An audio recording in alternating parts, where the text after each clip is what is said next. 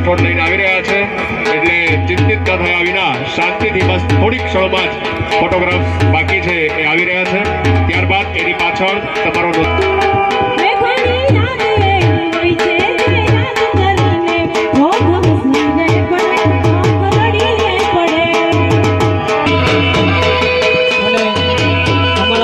system વાળાને પણ સમયસર કાર્યક્રમમાં પહોંચવાનું હોય